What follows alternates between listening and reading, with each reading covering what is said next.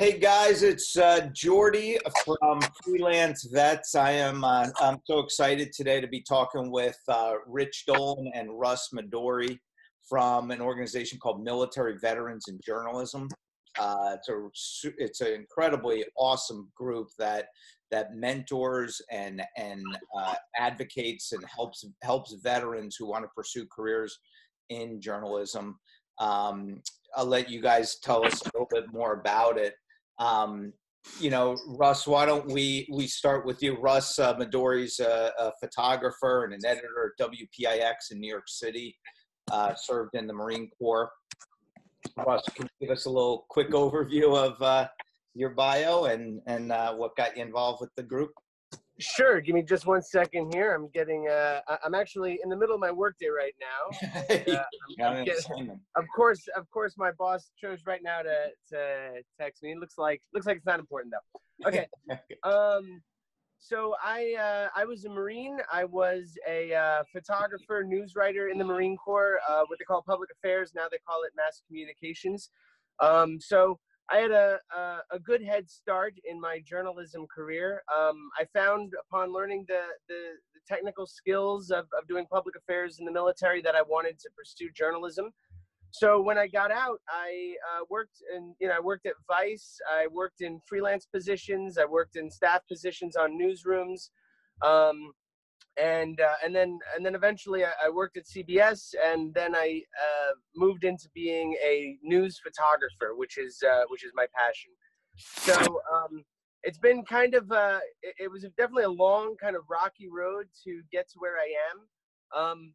But when people would get out of the military, if they had an interest in journalism, a lot of the times I would find that they'd look me up. And I found myself kind of informally mentoring veterans that chose to get out and pursue journalism. But there's a lot of limitations to what I could do because of my career experience. So for instance, I might be pretty helpful at getting you a job as a local news photographer or with a network in an entry level position. But if you want to be a National Geographic photographer, all I had was good guesses, So part of why we started this organization was so that we could connect people who were new to the journalism field. Oops, sorry. So part of why we started this organization was so that we could connect people who were veterans coming out of the military who were new to the journalism field with mentors who could help them kind of figure out a path to their journalism journey. And that's how we started. And then we've grown from there into really not just a community, but a real advocacy organization that works with both major networks, local networks, and leaders in the journalism community and other affinity groups to advocate to hire more veterans in journalism. We found that it's a cause that a lot of people have really connected well with and seen the value of, and we're very grateful for that. And so we've only been around for 1 year doing this, but we've really grown and changed a lot in that time. And our next step is to grow and develop our freelance network, owing to changes in the industry, which some are kind of bad, right? A lot of staff journalists are losing their jobs, and that's a real concern for the industry as a whole. Our specific concern is about, we see it as a diversity issue, hiring more veterans, the same way other associations like NABJ work to promote other diverse groups. So we think that veterans are they have a diversity of experience and background. So although we advocate for hiring more veterans, and we sort of prefer to get people staff jobs because they tend to be more secure and it's more of a stable route forward. But on the other hand, there are a lot of freelancers who are literally millionaire freelancers who hate staff jobs and who abhor the idea of being beholden to a news staff or not having the sovereignty that comes with being a freelance journalist. So we look at some of those strengths in the journalism community also as some of those weaknesses in the journalism community as a potential area of strength for us to get more veterans working in newsrooms, And that's how we sort of we look at our strategic objective to get more veterans involved in a successful freelance network. That's great. Hey, thank you for sharing that background, that story. That's incredible organization. Rich Dolan, can you tell us a little bit about yourself? You're active duty infantryman in the Army. You're getting out in a couple months, and I know journalism is going to be a part of your career, at least right now. Why don't you tell us a little bit about? Yeah, for sure. So I served 6 years in the Army as an infantry officer. Served most of my time with the 101st Airborne Rakkasans. Deployed with them to Afghanistan a few times. Was a platoon leader, executive officer. Just kind of like your standard infantry officer route. Not really doing anything with journalism, but I always enjoyed writing. And I wrote while I was in the Army, whether it was reports or conducted investigations as an investigating officer, or whatever the task was that I had. All incorporated writing and other like journalistic skills, investigating, communicating with others, working with a diverse team, etc. So my last assignment was an ROTC instructor at a university in Long Island. While I was there, I pursued my master's degree, which was in journalism, and learned about the field, about the craft. And then while I was pursuing that degree, I had to complete a capstone for my final assignment. And I was struggling with where to start. The topic was on immigrant veterans and their transition process to civilian life.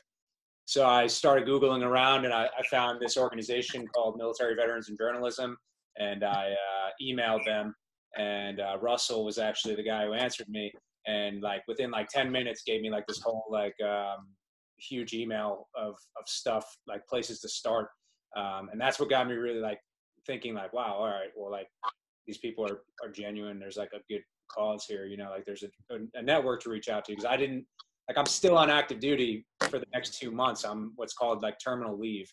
So I don't have a job really, but to, ride my time out. But it's helpful to know that there's a network out there of guys and girls who know, what you've been through in whatever sense, just the fact that they're veterans as well. And there's a community there.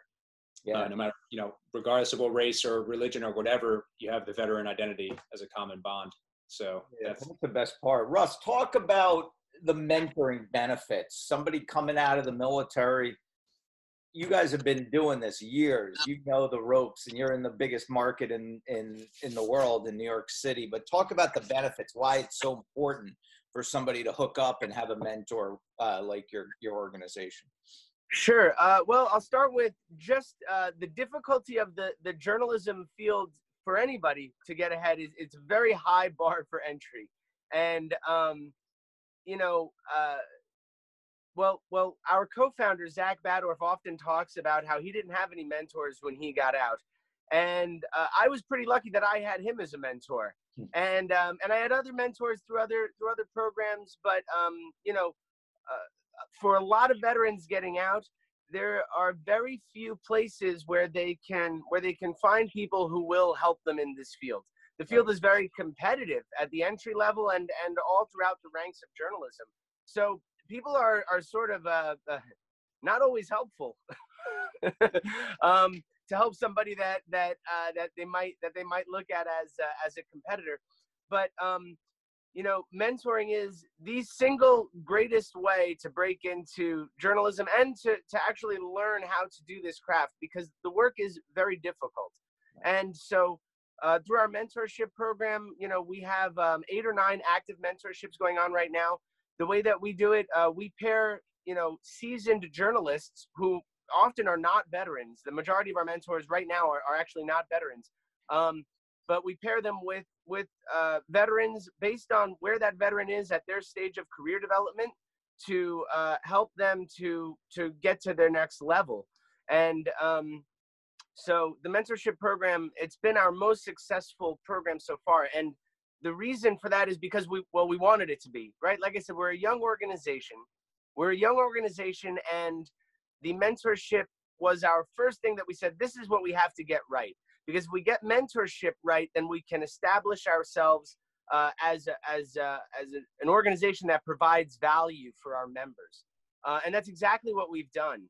And so the mentorship aspect is, I mean, right now it's kind of on autopilot. You know, we don't supervise our mentors very much. It's more like we make the initial connections, and we do kind of check-ins with them over the first 3 months.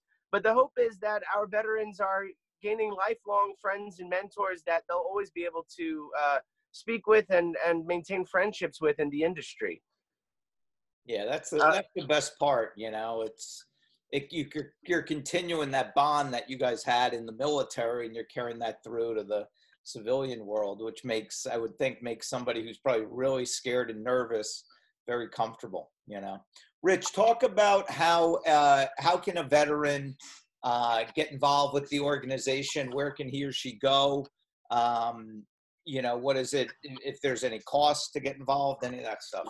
Yeah, so joining is completely free. It takes like probably 30 seconds to sign up, a few clicks. You just go to mvj.network and you sign up there. It's clear sign up tab.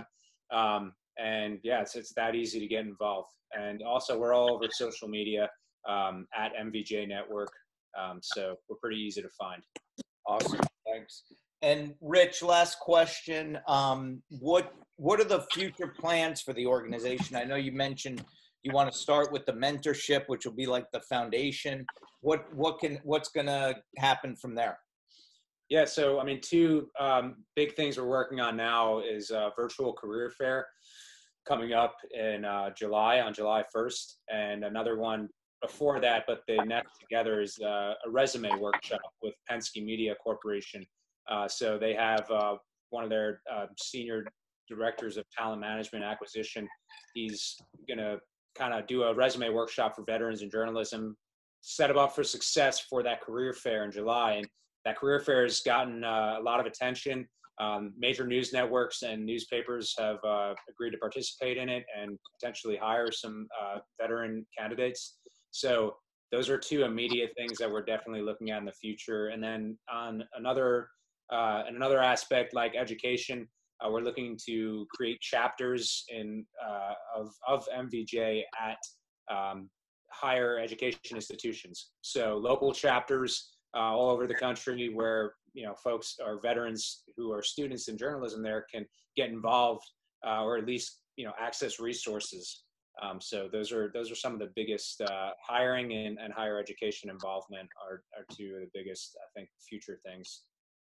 Cool. Hey guys, I can't endorse you guys enough. I love what you're doing. I'm a huge fan. We're so proud to be partnered up with you and promote you to our audience, and hopefully people will get involved with you and reach out.